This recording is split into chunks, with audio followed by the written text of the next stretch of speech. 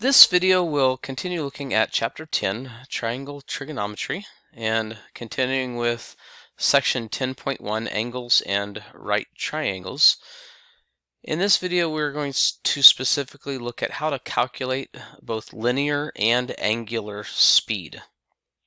Now, linear speed is going to be a review for you. Basically, it's how far it takes from something to go to point A to point B in a straight line. We're familiar with that with being able to drive. Something goes miles per hour, which the linear speed or the rate of speed is described in miles, which is distance over time per hour. That's the rate. We can also call that the velocity, and so they use V for rate on this. And so again, this is a little bit of a review for you. Go ahead and try this if you would like to pause the video and just make sure that you're familiar with this.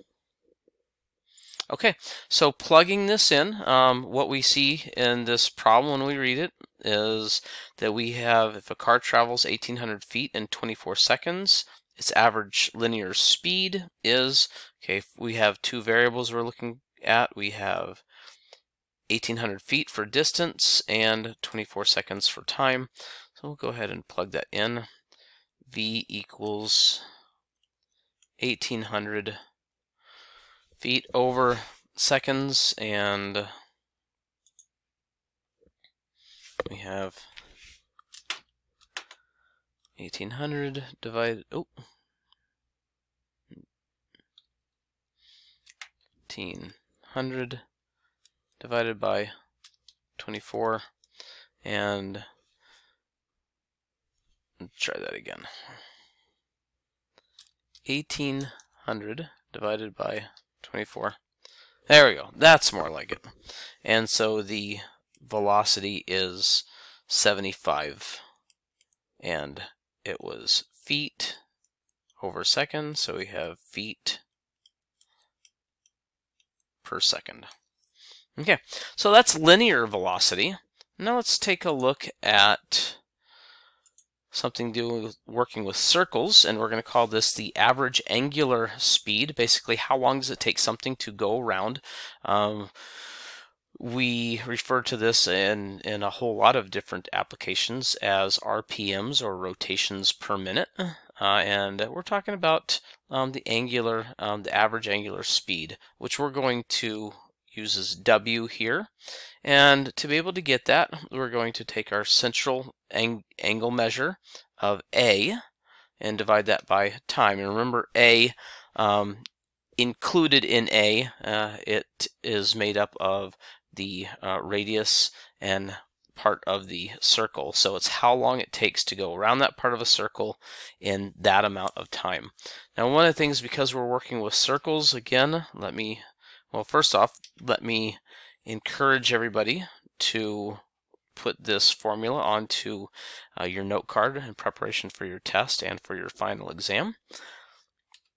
And then also make sure that you realize that this formula won't work unless we are working with radians. So if they give you degrees, you got to go back to that radius, or that radian conversion from angles from degrees to radians, and that was in module 9.1.b, and that how to convert those. So if you need to go back and do a review.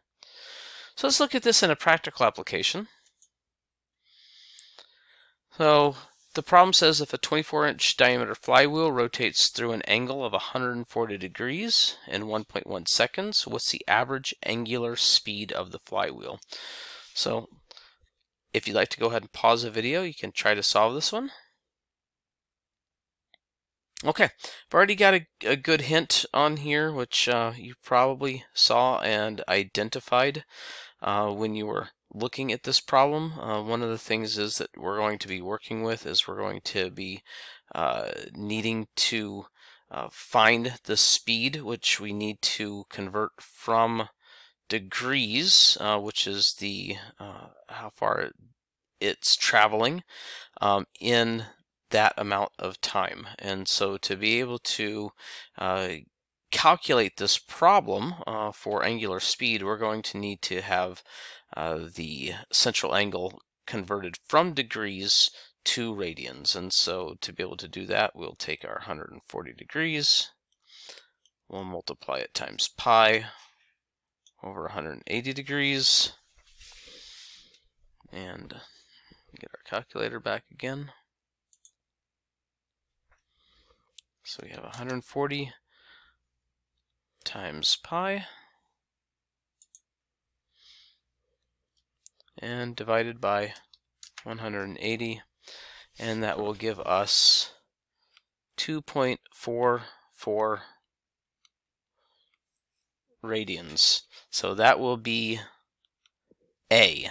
We'll use that as A down as our central angle when we calculate our average angular speed.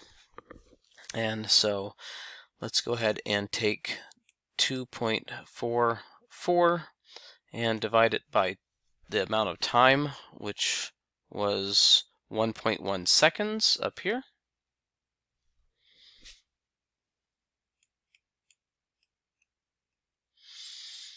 And get our calculator back again. And what we have here is 2.44 divided by 1.1 gives us 2.218.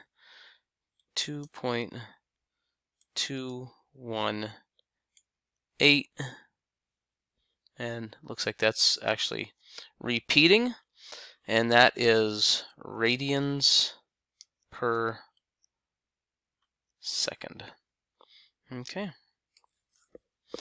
And so that's how you are able to calculate the angular speed.